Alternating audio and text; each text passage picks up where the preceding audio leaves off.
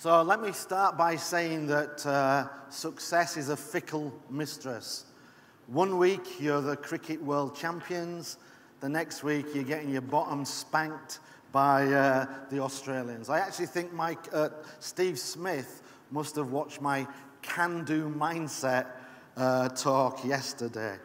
So today I want to talk about success, and to understand success, we need to understand failure. And FAST is founded in failure. And there's no such thing, really, in my opinion, as failure. There is only feedback. And it's what we do with that feedback that determines how successful we're going to be. We can look at the feedback and decide that it's impossible, like trying to get Steve Smith out for under 100 in an Ashes Test match and quit. But when we quit, that's really the only true failure. We can choose to ignore the feedback and just do it again. But if we do the same thing over and over again, we are flirting with insanity. Because to do the same thing and expect different results is an actual definition of madness. Or what we can do is we can study that feedback, learn from our mistakes and failures, and figure out how to apply them going forward so that we can improve our probability of success. And this is what FAST is about. It's based on my 30 years experience as a turnaround expert, where I've been brought in to recover failing projects and underperforming departments. And as a turnaround expert, the first thing you need to do is to figure out why we're failing, what are the causes, fix it, and then move forward. So I've now become an expert in failure. And when you look at failure, there are actually only 4 real causes of failure. A lack of focus, a lack of accountability, a lack of simplicity, and a lack of transparency. And these are the 4 things that make up FAST. And if we can fix each of those and improve our performance, not only will we mitigate the probability of failure, we will actually accelerate the speed and increase the scale of the success we'll achieve. So I'm going to start off by talking about focus. If I can actually move this forward. So focus is about the what. What's our goal? What's our objective? Do we know clearly what success looks like? Because if we don't have a clear picture of that, we can end up working on the wrong things. And when you focus on the wrong thing, it does not matter how hard you work, how good a job you're going to do, you are going to fail. And in today's world, we're under constant pressure. It's always work faster, work harder. And we have to dive in and get work done as quickly as possible. But when we do that, we make a risk of making a mistake of what it is we're supposed to be doing. Now we're focused on the wrong thing, and all of our effort becomes wasted effort. And as leaders, it's our job to make sure teams are focused on the right thing. And quite often when I go to companies, they're too close. They can't see that they're working on the wrong thing. And then the manager says, work harder, work faster.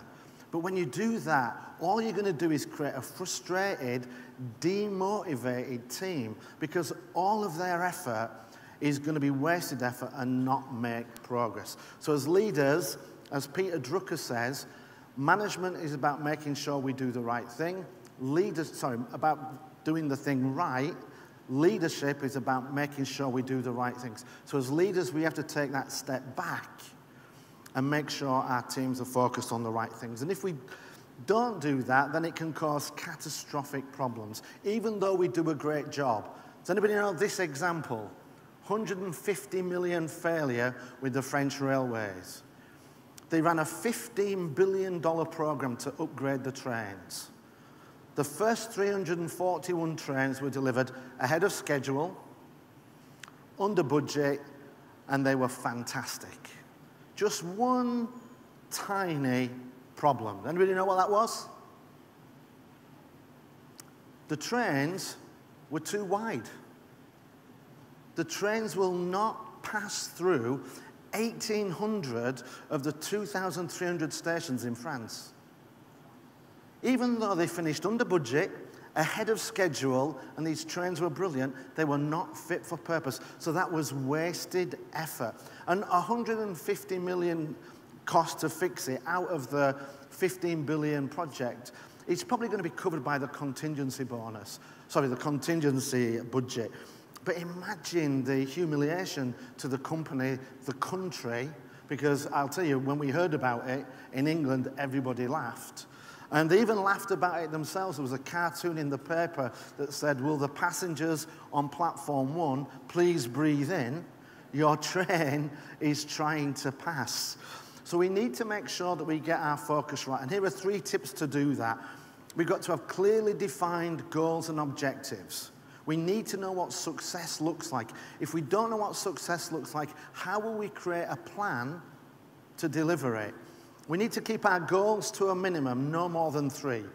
Big goals break down into small goals, and when everything's a priority, nothing is a priority.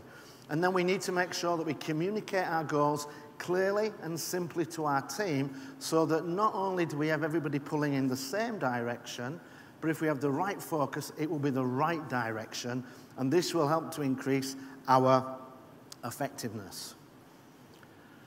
Second part of FAST is about accountability. Accountability is about the who. Do we know who's involved in the project? Have we clearly communicated to them what it is that we need them to do? Have we set clear expectations? And do we know how we're going to hold them accountable? Too many leaders that I work with don't like to hold people accountable. They see it as confrontational.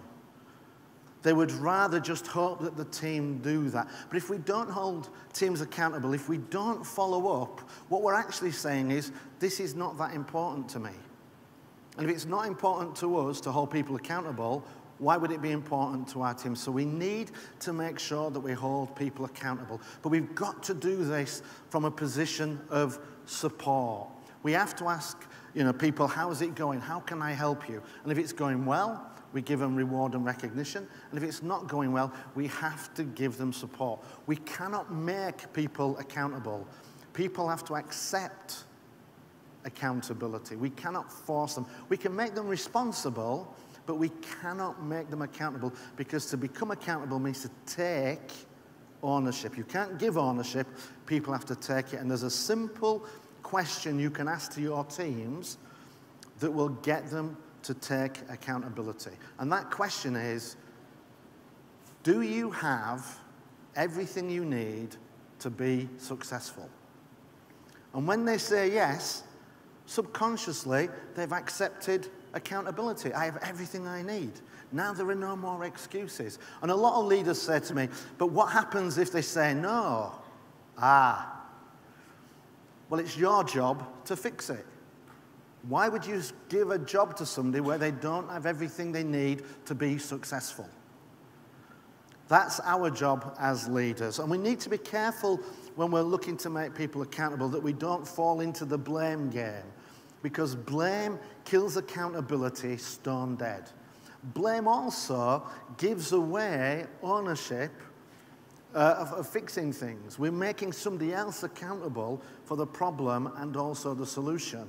And as leaders, we need to take ownership, even if it might not be our problem. If we take ownership, we can do something about it. If we blame, we're moving that problem onto somebody else. And this is an example I wanted to talk about from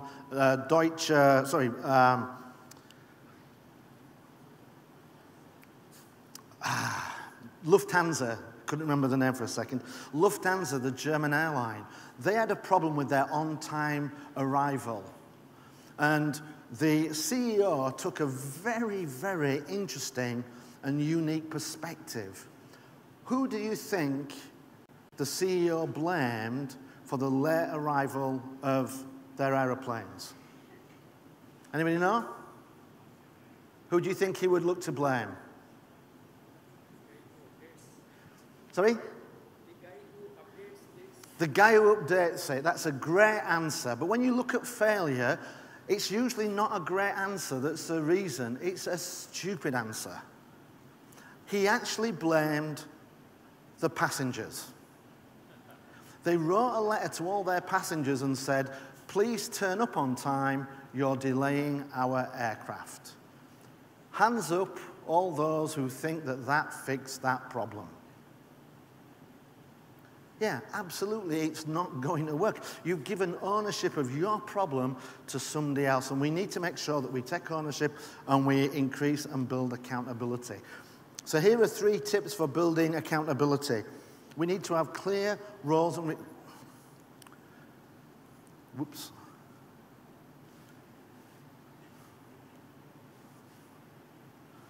Sorry about that. I think it's... Must be my fingers a bit sweaty after watching the cricket yesterday.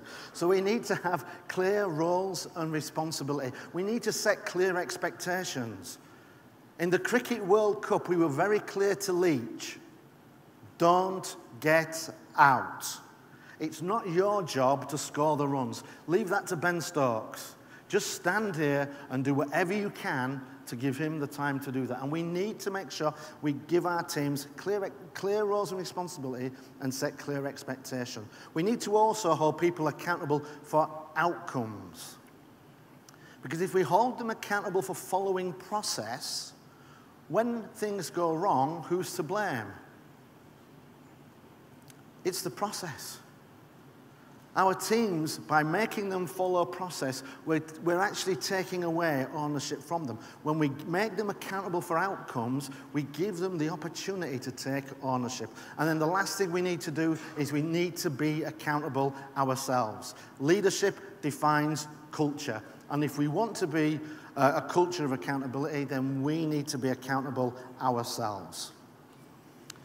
So the next part of FAST is about simplicity. And simplicity is about the how. Do we know how we're going to be successful? Have we kept it as simple as possible? Have we communicated it as clearly and simply as we can so that our teams can understand? I mentioned yesterday several times, people are not afraid of hard work, they're afraid of failure. And it's our job to communicate to them how they can be successful. Because when we do that, it creates belief. And when we create belief, that's going to improve confidence. And increased confidence is going to increase our chance of success. And also, if we can keep it simple, it also allows us to be more efficient. It's very difficult to be efficient when you're doing something that's complex. And in one of the things about complexity is we have a natural tendency to overcomplicate things. So we need to work and be focused on simplifying it. And in IT, we have a lot of experts, and experts are the worst when it comes to overcomplicating things. And we need them to be able to explain things simply and keep things simple. And often when I ask experts, can you explain to me how this is going to work? They say, Gordon, you know, you need to be a CCIE in network engineering. There's no way you'll understand this. So I'd love to explain it to you, but you're just not going to understand. How many people experience that? I always remember what Albert Einstein said. He says, if you cannot explain it to an 8-year-old, then you don't understand it. Now, I'm not 8 years of age, so please explain it to me so I can understand. Explain it to me so that I can do my job. Explain it to me so that I can help you do your job. And if they can't explain it, one of 2 things is going on.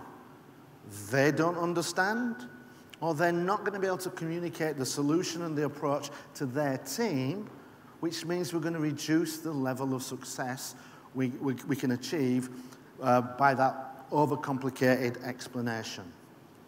So here are 3 things that we need to do to improve our simplicity. We need to challenge people to create simple solutions. Complex solutions are easy to find. It's usually the first thing that springs up. Simple solutions take a little bit more effort, but when we find them, it pays off in the long run. Secondly, we need to challenge everything. And if there's something that doesn't add value, stop doing it. And when I go to companies, I'll ask them, can you explain this process? And they said, oh, we've always done it that way. For me, that's a red flag. That's something that they don't understand, and it's something we need to investigate. And then the last thing is we need to use the Pareto approach. In order to simplify things, don't try and improve it by 20%. Because what you're going to do is you're going to take whatever process you use it and you're going to try and make it a little bit better. Ask yourself, how could I do this in 20% of the time? That is going to force you to discard that solution and open you up to look for other solutions. Now, you might not find one, but you will definitely not find one if you don't look. And if we can keep things simple so that people can understand it, they'll be able to do the work and probably do it efficiently, which will help improve our performance. Now, the last part of FAST is transparency. And transparency is about truth and knowledge. It's about the knowledge of what's involved and the truth around our performance. And if we don't have transparency into what we're doing or how we're performing, it's like running a race blindfold. And when you run a race blindfold, after 5 minutes, you don't know where the finishing line is, you don't know where you are, you don't know where the competition is, yet somehow you still think you're going to win. So we need to make sure that we have good transparency. And when people tell me that this project turned out to be more complicated than I thought, it's a clear indication that they didn't understand what was involved when they started. Gartner says that projects on average cost 3 times their initial estimate. And this is because projects are like icebergs. We all see the third above the water, but it's the 2/3 beneath the water that sink the ship. So we need to make sure that we do the due diligence, that we understand, that we set ourselves up for success. Because when we set ourselves up for success and the teams can see it, they're going to try and we increase our probability of success. We also need to have visibility into our performance. And with all of the data available to us, the cost reports, performance reports, capacity, performance, everything, we should be able to use that data and get accurate information about our performance. I think it was the leader of Infosys that said, "In God we trust, everybody else bring data." And I truly believe that, because we need to have accurate, honest performance. Because when we have that, if it's not going well, we can adjust. If it is going well, we can give everybody a pat on the back and move forward. I just want to give you a little story from that I struggled with, and this was when I tried to run my 4th marathon. I told you about my first, and I ran the marathon in Greece, Athens. It was the original marathon, and I wanted to do it in under 5 hours. But the problem is that because it's the original, it's not a prepared course, it's the road from Marathon to Athens. And when I did my due diligence, what I found was that the majority of the race is uphill. And that on average, people take 20 minutes longer to run that marathon than they do an ordinary marathon. So I did my preparation. I knew where I needed to be after 1 hour, 2 hours, 3 hours, 4 hours. And after 4 hours, I was bang on schedule. It's downhill. With 45 minutes to go, I had 3 miles to go. 15 minutes a mile, I'm going to be in. But I had a problem. Battery on my iPhone died, and I lost visibility into my performance. And this caused me to finish that marathon in 5 hours and 9 seconds. Because I didn't have a picture into my performance, I snatched defeat from the jaws of victory. And this is why we need to know where we are. So now, 3 tips on increasing your transparency. Number 1, ensure you do the due diligence. Make sure you know what's involved and you commit to success. Number 2, create a plan of what your progress is going to be. Where will you be after 10%, 20%, 30%, and track against it. Number 3, communicate that progress to your teams. Because as they can see the progress being made, that's going to motivate them and encourage them to keep going. So this is FAST. FAST is about focus, the what, accountability, the who, simplicity, the how, and transparency, how far do we have to go and how far have we gone. And when we increase and improve our focus and accountability, that will improve our effectiveness. When we increase our simplicity and transparency, this improves our efficiency. And when we improve efficiency and effectiveness, that moves us towards excellence. And not only will we avoid failure, it will actually accelerate the speed of success and increase its scale. So when you go back to your companies today, I challenge you, ask yourself, do I have the right focus? Do I know what success looks like? Do I know who's involved, and have I communicated it clearly to them? Do I have a simple approach, and do I know how I'm going to be successful, and do I know what's involved? And when you do that, you will be fast and you will be more successful. Thank you.